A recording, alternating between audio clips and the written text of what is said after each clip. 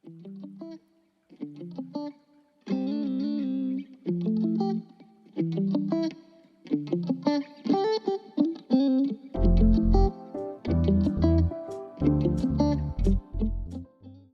right, folks, welcome back to the Exit Interview, a podcast for Black educators with me, your host, Dr. Asia. It's good to be back in the recording seat. And I have someone special with me today, Dr. Mary Hemphill. We met at FETC this January. Shout out to the folks at FETC, to Jennifer Womble, who was the one who got me to the conference. And so she is here today to share her story. Welcome to the show. Thank you so much for having me. When I say honored, I cannot wait to dive into this conversation. Yeah, we kind of started talking at the conference, sharing a little bit of your Me story. I too. put some of your clip on our social media. Folks went wild. They love you out there, and so I was so excited to get this podcast episode Thank you. recorded. So let's just dive right in. Let's And do it. folks, before I even start, you got to follow her on LinkedIn. You got to get on the Instagram. She's out here everywhere. But let's start off with the very beginning. Yeah. What was the decision that helped you decide, or the situation that you wanted to go into education, and what was that journey like for you? Ooh, so when I say being in education was an honor in and of itself, because Asia, we talk a lot about generational patterns or Mm-hmm. breaking generational curses. But what I don't think we talk enough about is what happens when education is in your bloodline and you have people setting the bar with each shift of the generation. So I Yeah. come from a long line of educators in New York. And when I say public school 38 or public school 79, these are community, true community schools where I grew up hearing nothing other than you do the right thing for your students because you are going to church with these individuals and their parents. Yeah. Mm-hmm. You do the right thing for these individuals because your father, who may have passed on, did business with this other person's father and they made a call. What we forget is that there were already these intricate networks that had clout before we got here. And so I felt a calling to pick up the mantle and to continue in education, even though neither one of my biological parents were in education. My aunts, my grandmother was not an educator in the formal sense, but she was the educator of the community. She was Mm-hmm. the Sunday school superintendent. So when I have at age 3, 4, and 5, when I set up my dolls, my Care Bears in little seats, and I start giving them spelling tests, when I say it was so epigenetic to me to be like, okay, no, Care Bear, you are not spelling that word right. Like I heard the language of education. Yeah. And so it was an honor for me to go into this work. And when I had the opportunity to be a third grade and fourth grade teacher in the same classroom I had been a student in, I didn't take that lightly. Yeah. They asked me, they said, what school do you want to go to, when I started applying? And of course I applied in my hometown, not knowing if I was going back, not knowing any of those things.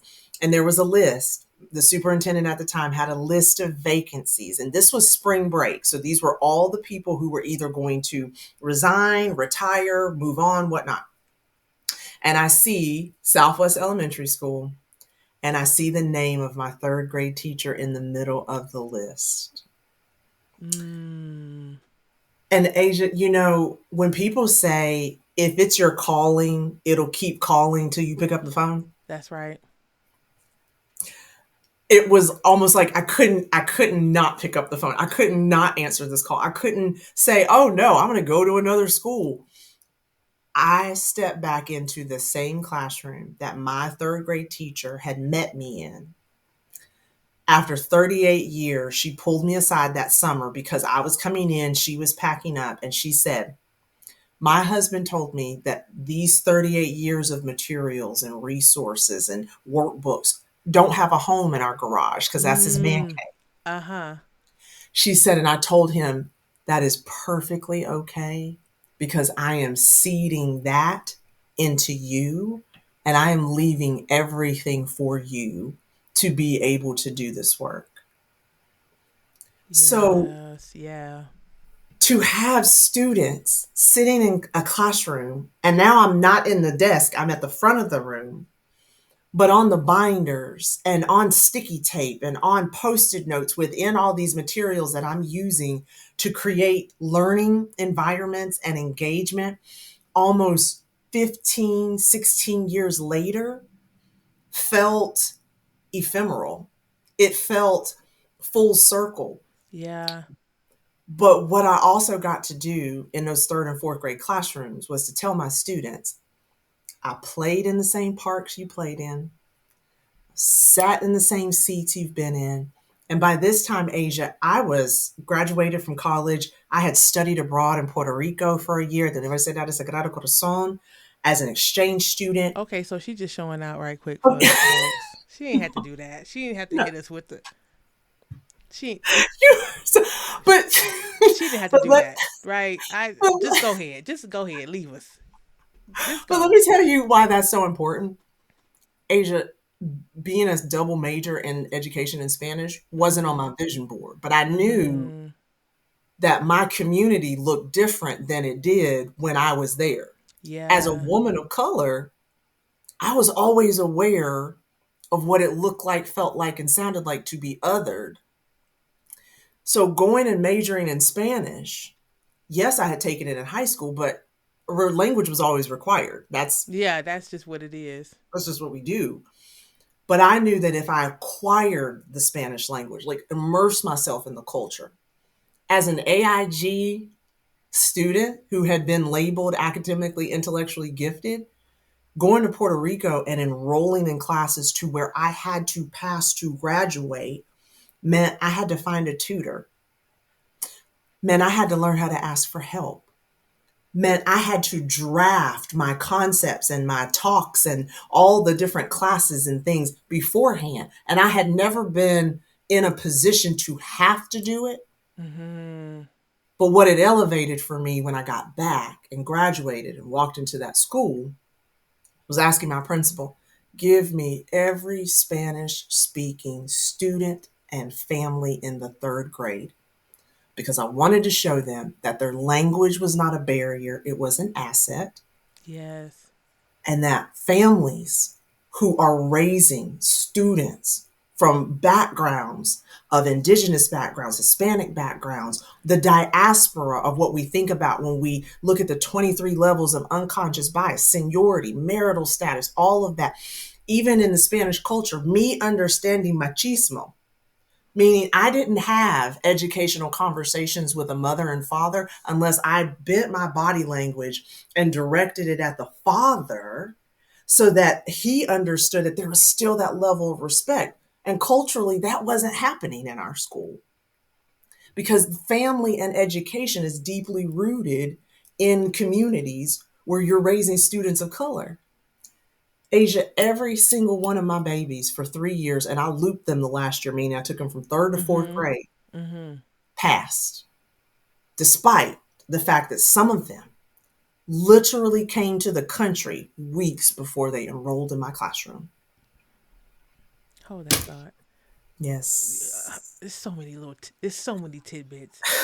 I have a few things. The first thing is kind of going back to this being in the same classroom as your third grade teacher. Dr. Adrienne Davenport was on a few episodes back, and she talked about this that her teacher when she was in fourth grade became her mentor teacher when went back to the same school. And so there is this way that people find their themselves back in the communities that they were raised in, Yes. right? And find that of Yes. value to be in the schools or be as close as they can be to that community so they can continue to serve and support the community that helped to raise them. And so I love hearing that story, and I'm so glad that there are so many of us out there who continue to go back to those districts and the schools that had supported them along the way. Yes. Yeah. Yes. And Asia, it's part of our history, but it's part of our responsibility Yeah. because income wise, there were other options. There's lots of options for those other individuals as well. Impact wise, there's other options.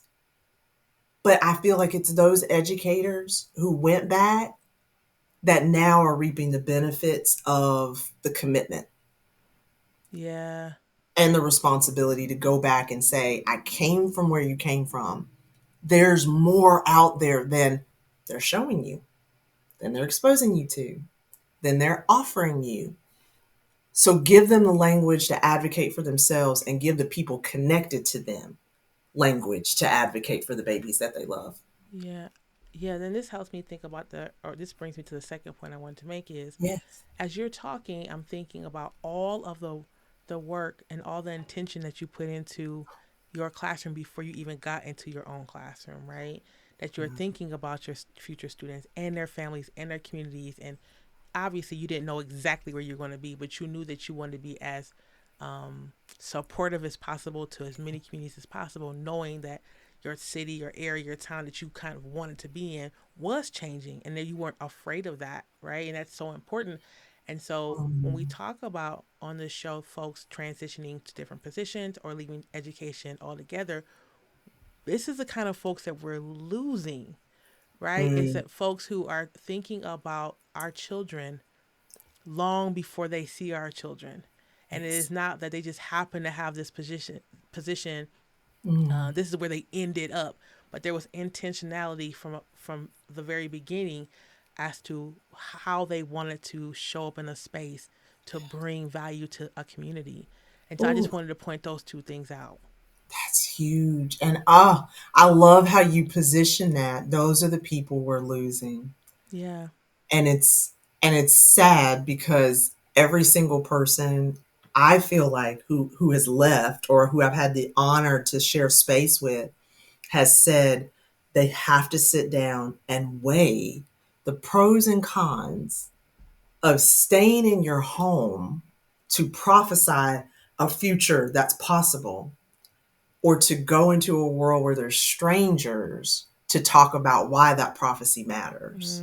Hmm. And it's like, what do you choose? Well, even So Jesus I said you can't do miracles in your own land. say So it. and so for some of us, it is Mm, to transition to something else or go somewhere else.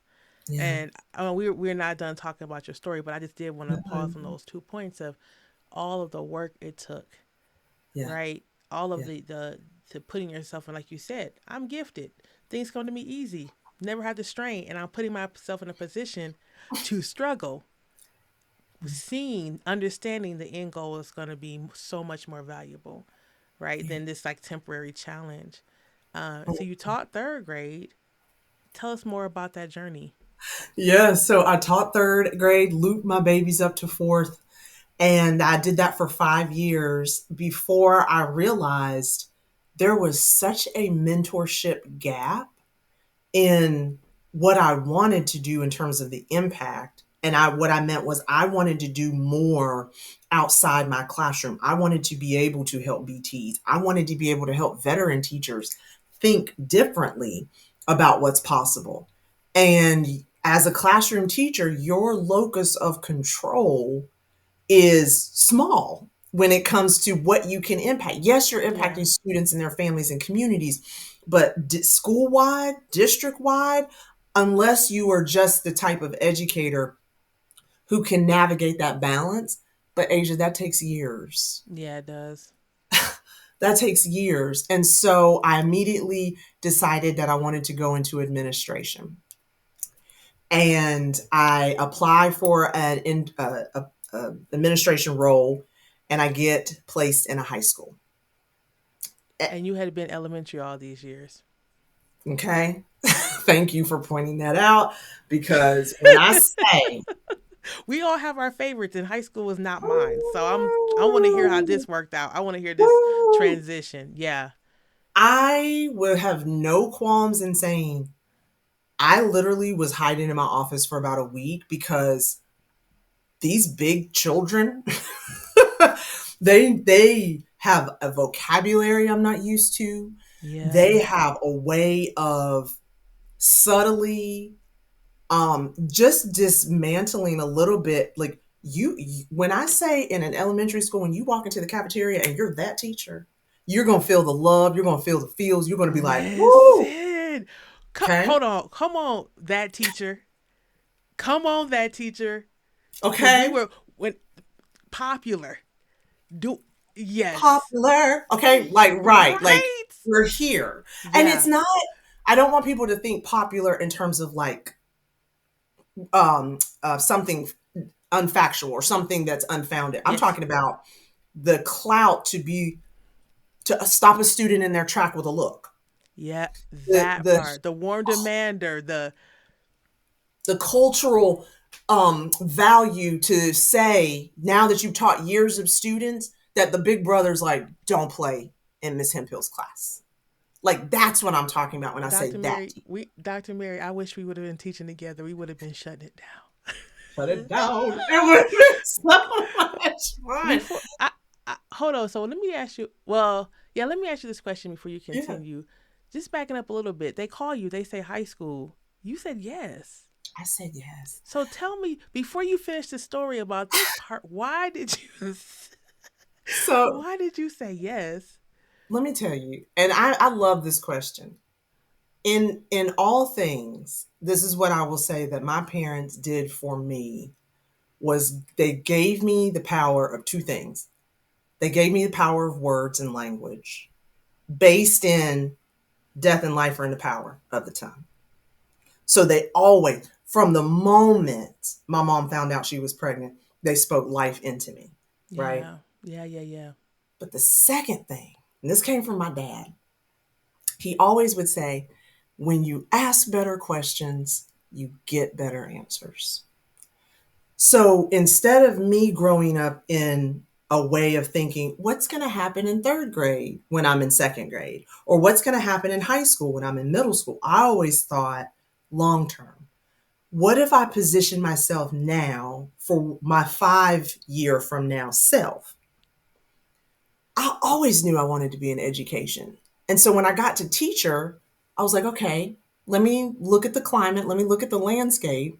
And what I know, I will not always be teaching teachers, meaning Mm-hmm. every student who comes in my classroom is not going to want to be an educator, which is why I went to Meredith, which was a private institution, Western, which was a public institution, and A&T, which was a HBCU, because my end game was to be a superintendent, and I needed to understand the landscape of public, private, and a HBCU Mm. so that I understood the realities of the teachers coming to me, the communities coming to me, and be able to speak to students' futures. So I said yes to high school because I had done elementary. And as a superintendent, what have I heard my whole career? Oh, yeah, they're a superintendent, but never been in the classroom. Oh, yeah, they're the director of elementary school, but they came from middle. People love gaps. So I Mm-hmm. decided early in my career to have fewer gaps, which gave people less excuses to try to dismantle me professionally. Mm. So I wanted elementary, I wanted middle, and I wanted high.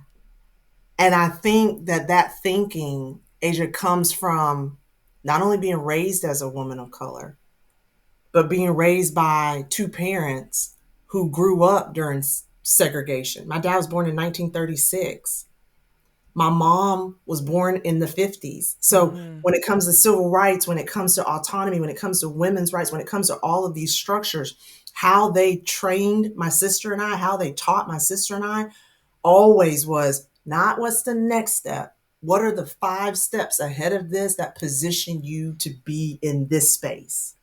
So I wanted to do the whole K-12 continuum so that when I got wherever I was going, I can speak to the realities of Yeah. every level. Thank you. Thank you. I appreciate that. And that makes so much sense. And again, that speaks to the Spanish, that speaks to lots of things and it speaks to your work right now. But continue. You were in high school, you were hiding in the Yes. office. So I'm in the You office. said yes, and now you're in the I office said hiding. yes, and now I'm cowering down. I'm just like, oh my goodness.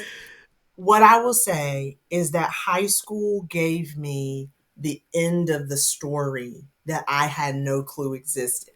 I had third and Mm. fourth graders who were graduating and moving on, and I know that I did my best Are there things that I would go back now and be like, I cannot believe I had a word wall? Like, there's just things that happen, right? Or timed multiplication tests. Oh, heavens. Or rote Uh, memorization. Uh, spelling test. No. ooh, I ooh. forgive you if you forgive me. Thank you for the grace. Thank you for the grace. Yes. But what I had not banked on was I was the disciplinarian, or I was the administrator over the sophomores. Hmm. At the time, I had a sophomore student who had walked onto the football team from 8th grade. So when I say walked on, like you don't even have to try out, you are it. Your career is set for you in the NFL. Mm. But he gets a write up and he comes to my office. And this is my first disciplinary act, right? So I'm got the student handbook and I'm like, okay, this is what you've done, blah, blah, blah, blah, blah. Young man of color. And he says to me, but Miss Hemphill, I don't understand. I thought that I was doing the right thing because all my coach said was that I just needed to show up. Me not being able to read my textbook has never been an issue. I'm Mm. sorry, what? This young man, sophomore in high school, was not able to comprehend the textbook, was not able to understand the vocabulary, was not able to break down word problems, was not able to do it. But he had been given a pass because he was a star football player. What I saw was who did not do what they were supposed to do in elementary school, and how Mhm. has he made Mhm. it this far with not having the understanding of, if we're telling you you're going to the NFL and you're not able to read the contract, that is a problem. Yeah. That's a problem for me. Yeah. Mhm. And so while I was the administrator over student services for 1 year, I made sure that I let it be known that I wanted to be the administrator over curriculum and instruction. Because oftentimes in high school, there's this notion, I'm not a reading teacher. I'm an AP biology teacher. I'm a math teacher. I'm a social studies or history teacher. I don't teach reading.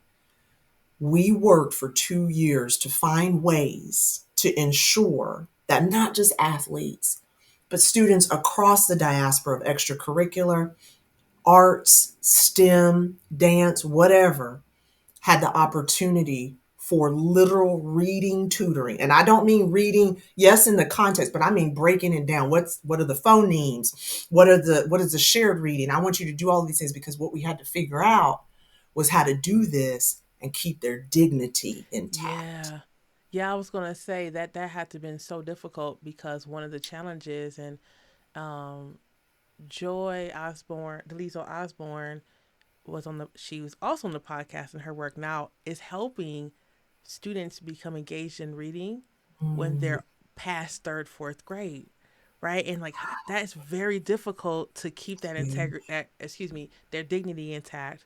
yes. And we're starting from scratch in a lot of things, and that Yeah. balance, right? That balance so that they are successful is so challenging. Yeah.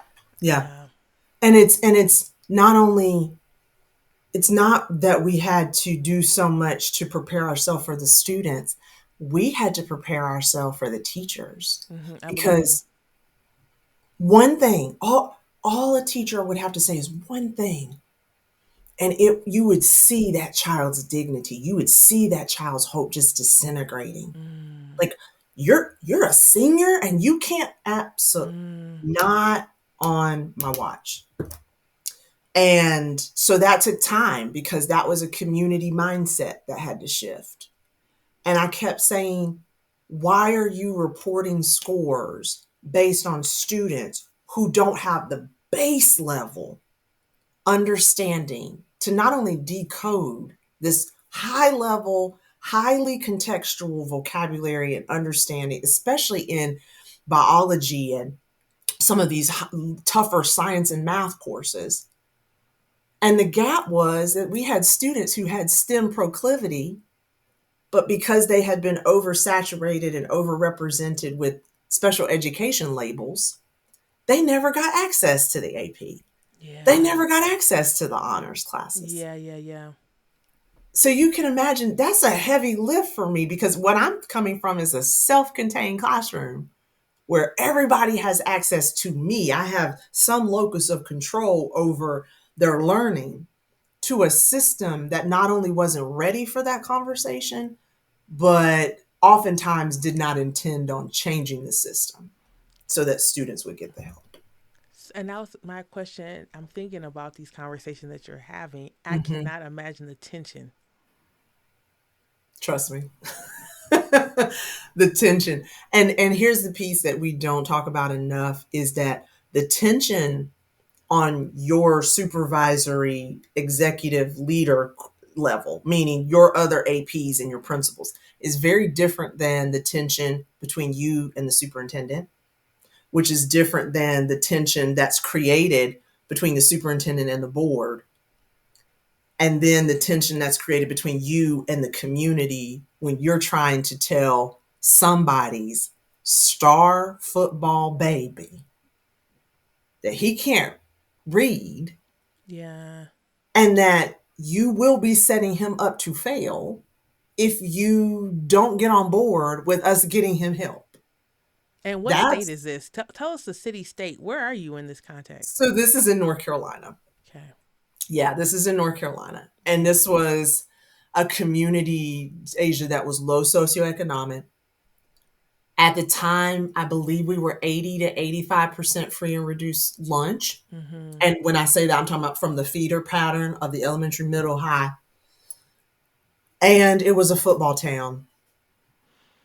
It So was this a is people's basketball way out. This is families' way town. meal ticket. It's their way Hmm. to get to be someone. And Hmm. at in the future and in the current, my child will Yes. start. They're getting stopped at the store. They're getting handshakes. They're getting free Yes. stuff. They're getting the Yes. recognition that the yeah, Mhm. And by proximity, you're also a local celebrity. exactly, exactly. You're the mom of. You're the everybody has matching hoodies and the thing that And yeah. even when that child goes off to college, you still, to the point, Asia, there was a section in the stadium where the moms and the dads of the athletes would sit, even if your baby had graduated 10 years ago. Wow. So you There just was a, coming in here flipping tables over. and I'm like, boop, absolutely Yeah. not. But coming from a place of, again, going back to my thinking, I'm thinking about that child 5 years from now Of course, when yeah. the contract is run up, or heaven forbid, injury, heaven forbid, I don't know, change of season. He wakes up, he doesn't want to play football anymore. He doesn't want to do basketball anymore. They don't want to play lacrosse, soccer, right? Mhm. It's Mhm. across the whole continuum of sports. And if they don't want to dance anymore, if they don't want to do United Nations or debate team anymore, we're talking about sports, but it applies to everything. Sure. When you challenge what the parent has aspired in their head and said, this is something that's not about what I feel, this is something about what I know. And without this knowledge, without this skill, without this information, the level and ceiling that you've created, they will only get here because the gap is in you doing the hard thing now. Mhm. And that's hard for parents. That's hard for community members. Mhm. That's hard for school leaders who have this professional persona. And when you challenge that, that comes with tension. That comes with labels. And it's hard Yeah. to navigate that. Yeah. And how long did you do that particular work? How long did you I fight the was good fight of faith, I guess I I would call it. fight the good fight. I fought the good fight as an AP and as a principal because after that I became a principal of turnaround school, always turnaround schools, for 8 years. Wow. 8 years, 3 years at that high school, and 5 years as a principal doing turnaround work in low socioeconomic populations and communities. schools that always look like the school I came from Sure.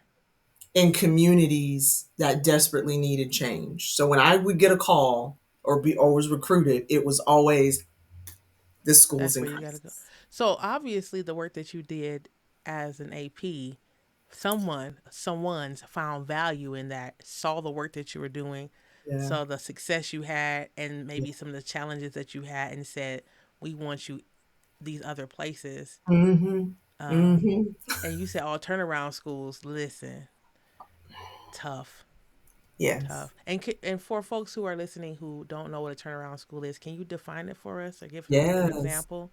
So a school in turnaround is what I typically call school in crisis. And so they could be in crisis academically, meaning students are not hitting achievement levels at a dismal rate. The bulk of students are not on grade level. You can have a school that's in crisis culturally, meaning you may have great teachers, you may have awesome curriculum, but the culture is so stagnant or the culture is so toxic that nothing can grow. Students can't grow, teachers can't grow. It's really hard to have an environment. And then you can have a school that's in crisis when it comes to just engagement and efficacy, meaning they've tried a lot of things. Maybe they've had a long stream of school leaders. And with that comes just changing expectations and whatnot. And so sometimes that school that is in crisis from the latter, they are in need of stability. They are in need of clarity. And so, regardless of why the school is in turnaround, it is for you to fill the gap. It is for you to get things connected, get systems out sometimes, and put new systems in so that things can get moving. So ultimately, students can learn. Thank you. Thank you. Hmm. And so after your time as an AP and a principal, what was the next step for you? Yeah, Where did you go after that? the State Department. And Asia, I tell this story all the time that this journey after the principalship was not on my vision board, but it was Yeah. the vision that God had for me. I'm on vacation. I'm in Cancun for Christmas. It's a few days before Christmas. I literally want to say it was probably a day or two before Christmas Eve. And I'm trying to get a signal out just to let my family know I've landed, I'm good, can't get a signal. I look down, it's a 919 number, Raleigh. It's the lieutenant governor at the time with his educational leader, director, and their committee. He says, "This Dr. Mary Hemphill," because I had graduated my PhD by that time. I said, "Yes, this is she." He says, "Hey, this is the lieutenant governor and one of the directors from Educational Oversight Committee. We are about to put computer science into all schools across the state that will impact 1.9 million children, and we want you to come to Raleigh and lead that work." No application. No application. Folks, listen. No application. Just phone calls. Boop. Listen. I'm in Cancun, Which, toes out, nails done, toes done.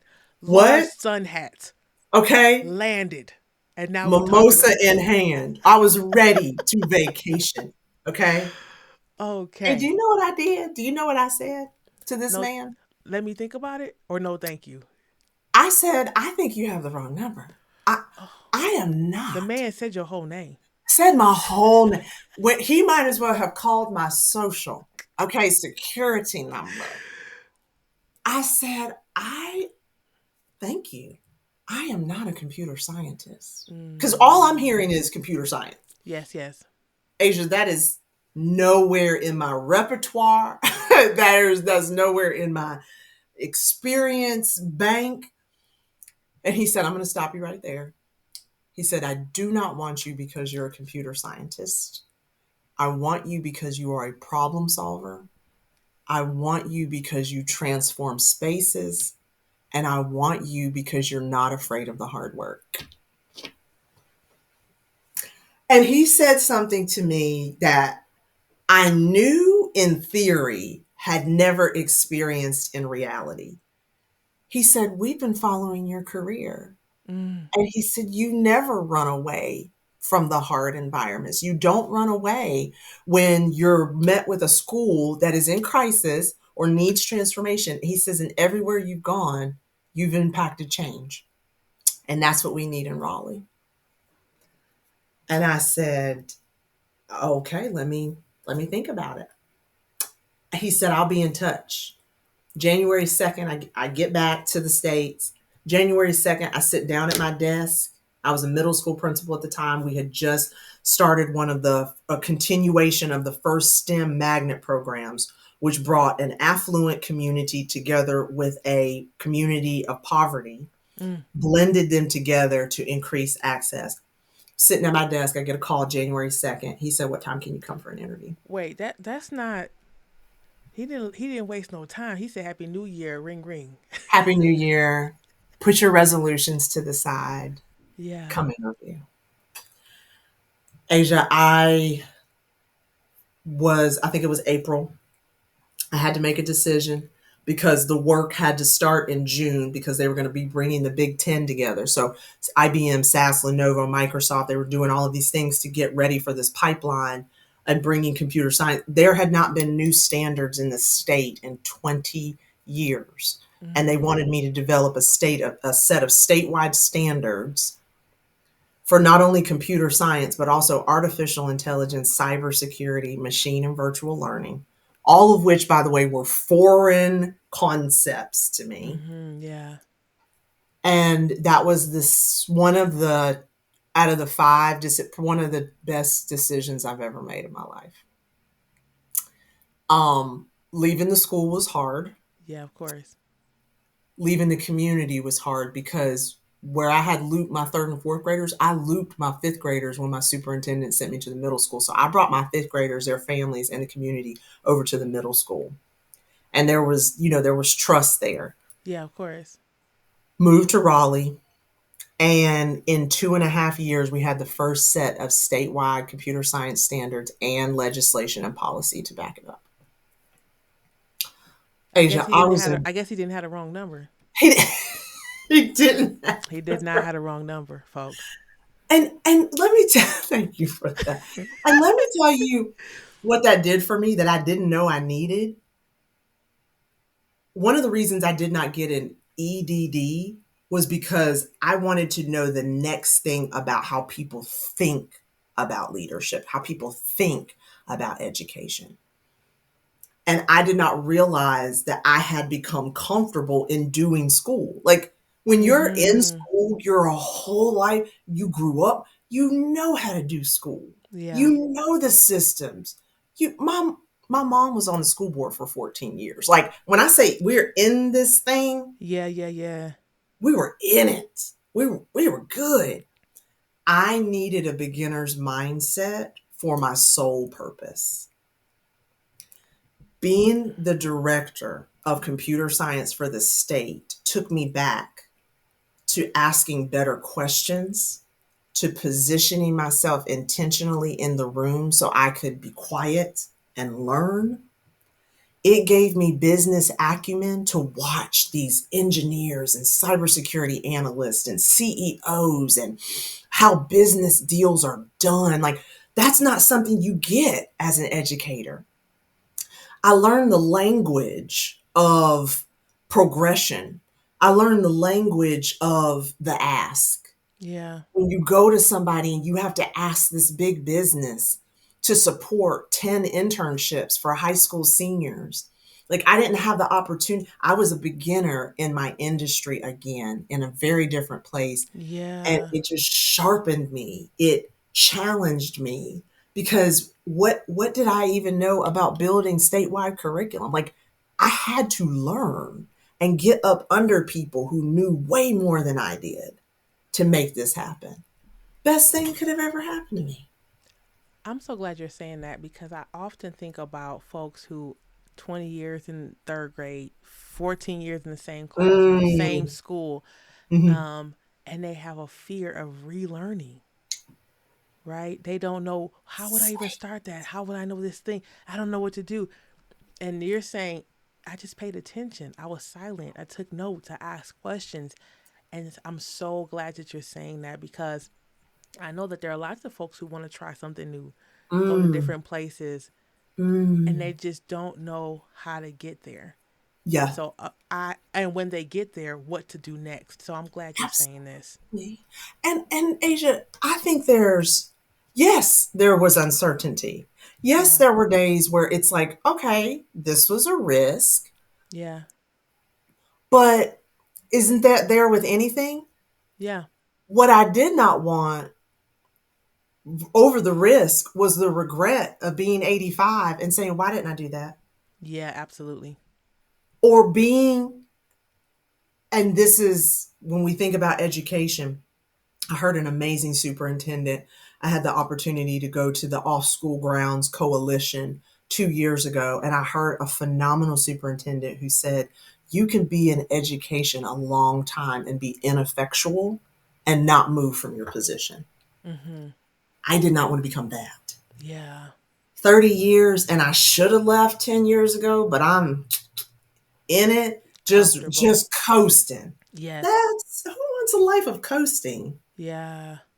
Like, that's, I'm not impacting anything, nor am I reaching my potential. Denzel Washington said, the when you see a hearse, if you have not lived out your full life, then there's a U-Haul behind that hearse with all the ideas, all the things you didn't do, all of the lives and you did not impact because you decided to stay comfortable. Yeah, that's right. I didn't want that. So, Yeah. yeah. So being in this space, unknown, risky, it took courage. There were days where I was like, I'm going back to a school. Give me my classroom. Like, this is comfortable.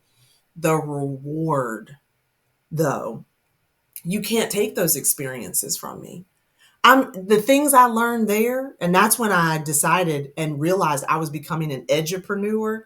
Like all of the 20 years plus of education and this entrepreneurial mind that had been wanting to come out, that had been, but I didn't have any systems to where my entrepreneurial mind could show up and Yeah. thrive. Let me take that back. Could show up and survive, because to say thrive means that the system was created with me in mind, and it never was. On that note, you're not there anymore. And this is No, the Exit no. Interview podcast for Black Yeah, educators. I'm not there. You're not there. And so the next question is, what was the situation that helped you decide that it was Yeah, time to do something different? absolutely. So, given my background of being in transformational schools and always a school that required a crisis plan, I was not unaware of and I was not inexperienced in being in situations where the stakes are against you or the information is scant, but you have to make a decision. So I immediately, once computer science got up and rolling, I was over a new academic area and I was named the director of academics, meaning I went from a one person team to having 86 people under my umbrella across every content area Wow. at the state level, which is always fun. Asia, the amount of challenges, the amount of issues, and I'm talking, I'm over everything from high school graduation to figuring out how we're going to do the training and orientation for LGBTQIA students. Mm-hmm. Like these conversations are everything from legislation and policy to practice and implementation. Mm-hmm.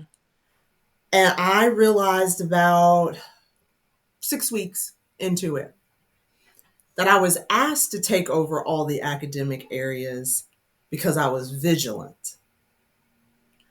But I also was starting to be labeled as a vigilante because I kept bringing up what was happening. Mm. And there's only one letter difference between vigilant and vigilante. Because when you're vigilant, you're observing, you understand, you're raising the issues, you understand the system, you know how to navigate it, you understand bureaucracy, but you also know how to get urgent change and who to speak to. And it requires this dexterity. But once you start raising the bar or raising the flag or ringing the bell on too many things. The vigilant got you the job. Being vigilante gets you the label of being hard to work with, of being aggressive when you are simply deeply passionate about a marginalized community or a marginalized group of people who you know this policy is not good for them. And remember when I told you if it's your calling or keep calling? Mm-hmm.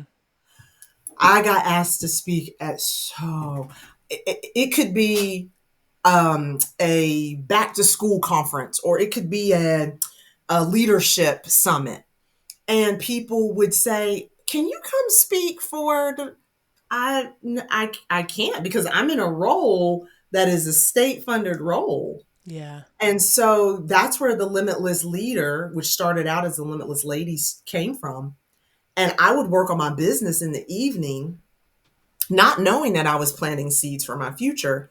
But when the no's to purpose started to outweigh the yeses to a system that wasn't designed for me in mind, I had so much energetic debt in me that the work wasn't enjoyable anymore. Mm-hmm. I I had learned the system so well that I could go through. I was making change, I was making impact, but it wasn't necessarily hard, fulfilling, or as deeply impactful as I thought it would be. And in 2022, January, I had to make a decision. And I said to myself, what would happen if I make an exit strategy to leave this role and literally live off of what I could make in my company? Because when you have been 22 plus years and you know at the end of the month you were going to get paid, Every month, like consistently. clockwork, Yeah. holidays, when you know that your insurance covered, like boom, you're Yeah. good. Like you have to plan for that. You have to do a mindset shift for that. And I was no longer in a space where me being vigilant was enough. Mm-hmm. And I had, at that time, I'm getting older, and I had become really comfortable with not being a vigilante the way they labeled me, but I was okay being a disruptor. Yeah. And I knew that the system was not designed for disruptors. So, what I say to people now who are thinking about making a shift and make, especially women of color, I say a lot of times that the safest place for a woman of color to work is for herself. Say it again. Say it The again. Nope. Say it safest again. place for a woman of color to work is for herself. Yeah. And coming away from those mental systems allowed Mary to show up, not necessarily Dr. Hemphill. Mary got to answer the questions, not Dr. H. Mary got to create what she would have wanted when she was in the seat of professional learning, not what the state wanted me to do. Yeah. And as I built, April 1 will be 6 years of the Limitless Leader, and going from solopreneur to now being an S Corp with 2.5 employees full time and one part time, it showed me that creativity is medicine. And the system I was in not only didn't allow me to be as creative as I needed to be, I wasn't as creative as I wanted to be in bringing people what I knew was going to be different. And not to say the best or perfect, but I knew it was going to be impactful so that who? Students would win. Yeah. And the closer I get, because every day I feel like I'm growing. Every day as a business person, I'm learning. Every day when I step on the stage or when I do a workshop, yeah, I'm honing my craft. Is literally creativity was the medicine I needed, and the system literally was trying to keep me from being my best creative self. All right. Listen, we could do this all day, but you got a class to teach. I'm going to cut my interview down, unfortunately, No. because you are busy. You're You fine. listen. We have more time. You're good. You're good. I'm I sweating over literally, here. no. I can stay till 6:15. You're good. Keep going. Okay, folks. She said I got 20 minutes. Yeah. Um, so I love that you're talking about this, and Mhm. it makes sense for us to then, I guess, just can you just keep sharing about what you're doing right now? I know I'm skipping around in my questions, but No. you're already there. So tell us about your work. Yes. So, what I love deeply about what I do is I have the opportunity to, and let me back up. In the systems I had learned, it looked a lot of times like asking for permission. Sure, Can I go to the doctor? sure, You wait for somebody to give you permission. yeah, May I please take a vacation with my family? And you wait for permission. And so my human doing was top notch. I'm good. We can do all the things there. I know how to show up. I know how to do those things. My human being was suffering. And I just told you, my parents are older. So I'm not only missing time with them, I mean, even health wise, 90-hour weeks do not a creative leader make, yeah, because 90-hour weeks means I'm always bargaining for rest. You gave me an incredible deck when we met, the rest deck. yeah. Had you met me in the system, that rest deck might have been opened this fall. Mm, But because I'm in a space now where I'm autonomous in navigating the responsibility of my freedom, I have used that rest deck every single weekend and pulled out one thing on Sunday that I do to intentionally rest for myself. yeah. Shout out to Trisha Hearsey, by the way, for that rest deck and all her work at the NAP ministry. If you all don't know about her and her work, check her out. She's on Instagram. She's everywhere. The NAP ministry, NAP, NAP. Continue. It is so good. It chef's Yeah, kiss. it is Thank you good. so much for that. It was such a beautiful and thoughtful gift. And when I think about what I do now in terms of being a multi-level facilitator, so we do keynotes, workshops, coaching, and consulting and retreats for leaders within corporate, within education, as solopreneurs, entrepreneurs, to connect their human being with their human doing. Mm-hmm. Because when you connect those two things, you have limitless potential. And Asia, I had been so limited. People often ask me, where did the limitless leader come from? From a life of being limited. Mm, mm, mm. From a life of being limited. Yeah, From having to ask permission. From figuring out a system that was designed for someone who did not look like me, someone who did not have my background. From watching the rich history that I came from lose the respect that we started off with when it came to, there was a time when the parents, guardians, and community, if the teacher said it, law. yeah, I was watching all of that walk out the door. So, yeah, yes, once you've been limited for so long, you know exactly what that feels like. And so people say, what's your avatar? And immediately, have you been limited in your personal and professional career? Is your narrative been limited by what was said to you, by what was done to you, by the questions people didn't ask you, or the opportunities they didn't advocate for you for? If that's the case, you're my people. yeah.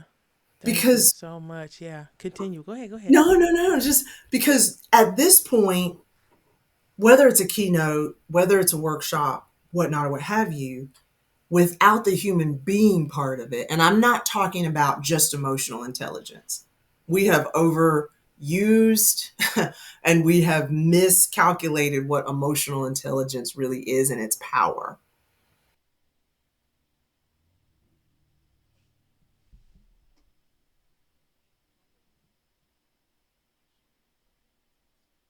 Yeah,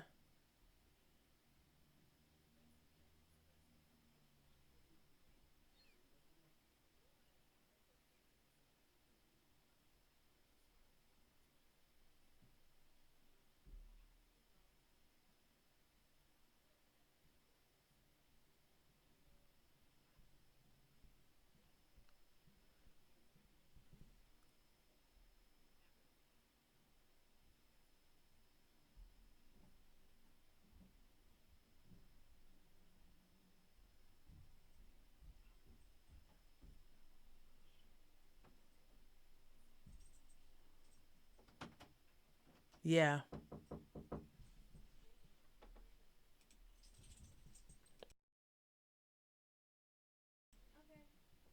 Yeah.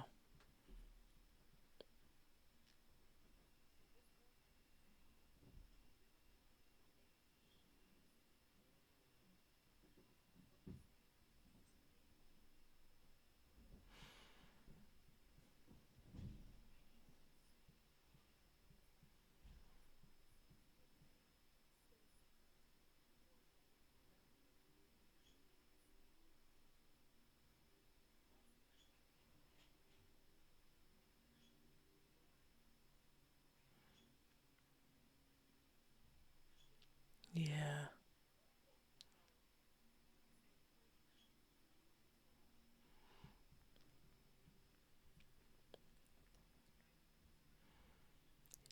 And it's so beautiful, isn't it?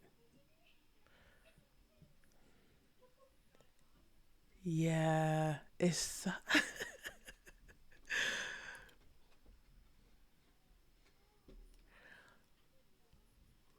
listen. I describe it also as an entrepreneur. I love that term. I'm gonna borrow that because teachers don't steal, we borrow. If I imagine it as whatever, like you just said, whatever I imagine, whatever the ancestors drop into my spirit to do, I get to do. Yeah, yeah.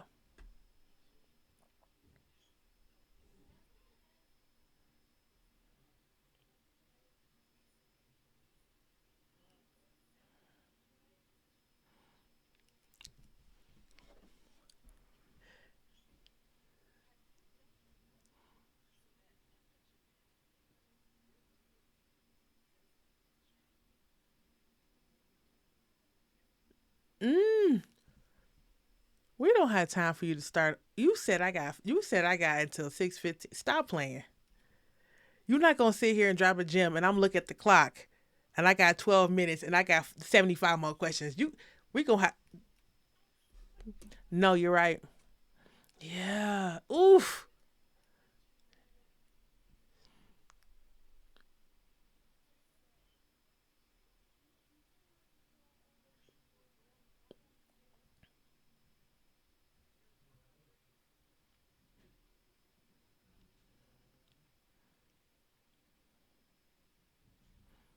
Yeah, yeah, yeah, yeah, yeah.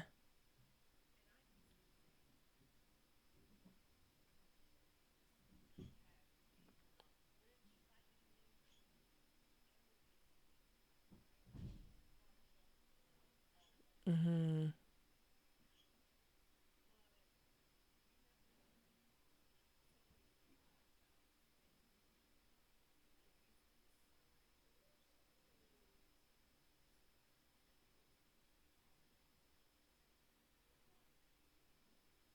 Yeah.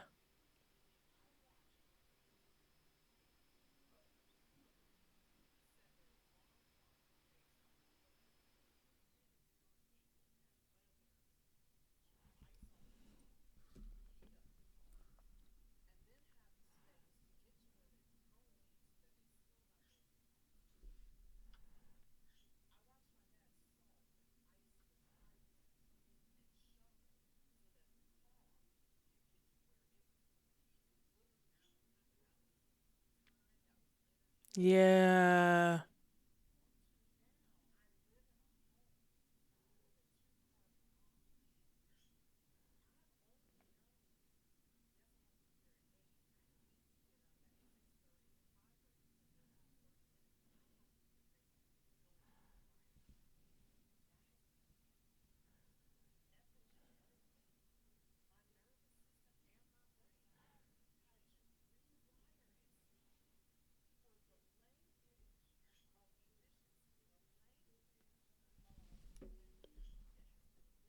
Yeah.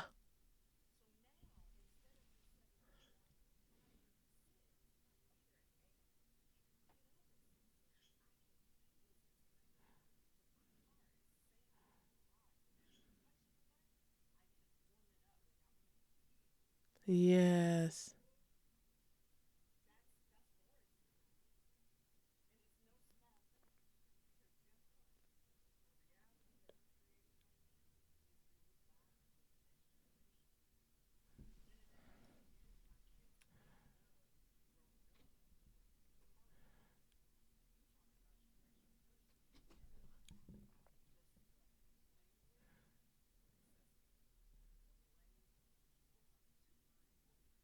Yeah.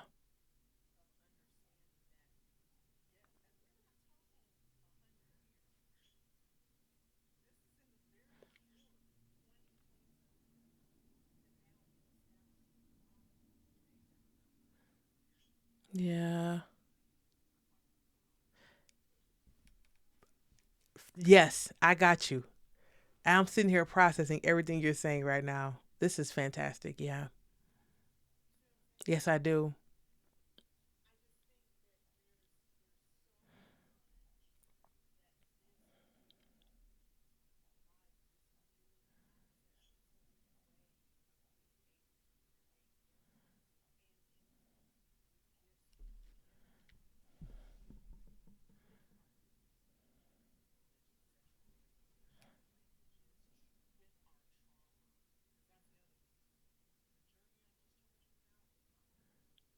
Yeah. Yeah.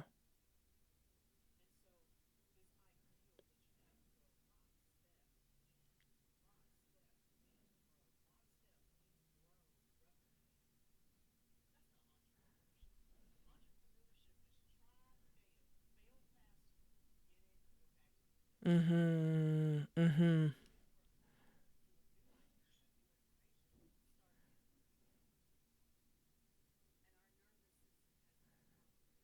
Yeah.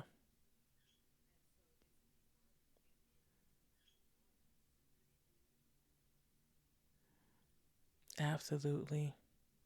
Thank you so much for that. I think I'm going to, in my time I have left, I'm going to ask you a question I asked you before when we met, but I think that more folks should hear your answer. And that is, for you, what does it mean to be well?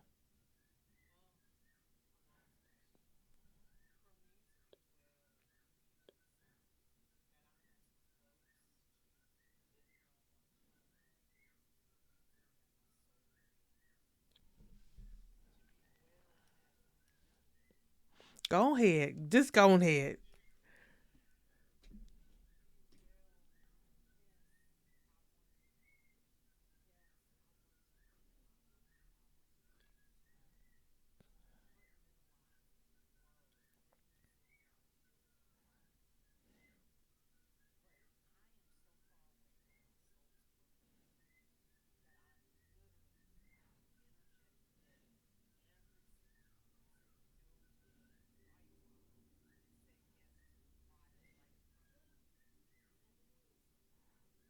Mm-hmm.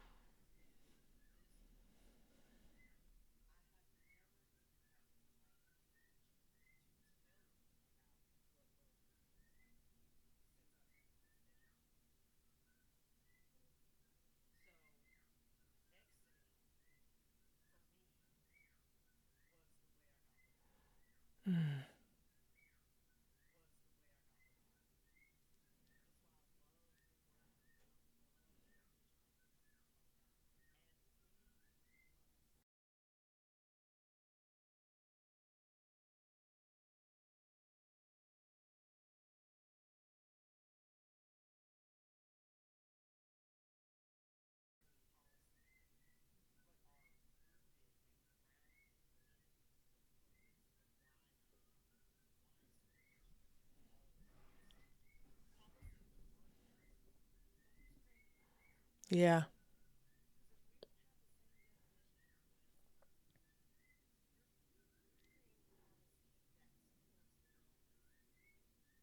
Yeah. Yeah.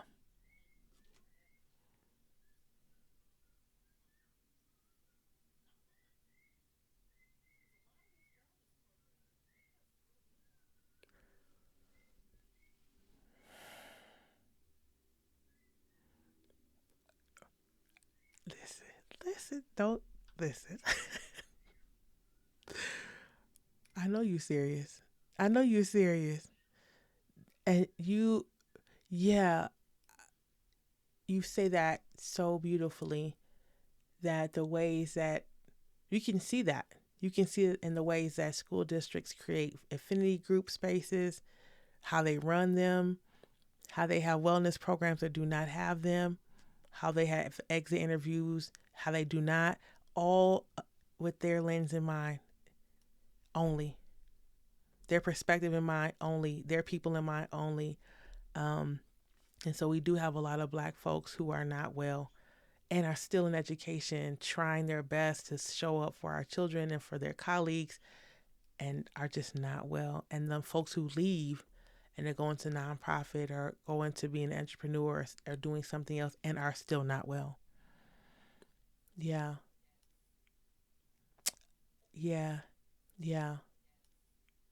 I have to leave it here, folks, because um, we're gonna have to just close the computer up on me.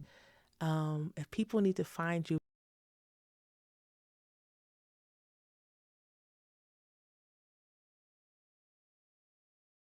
if they want to reach out and work with you, how can they find you? Yes, she is, folks.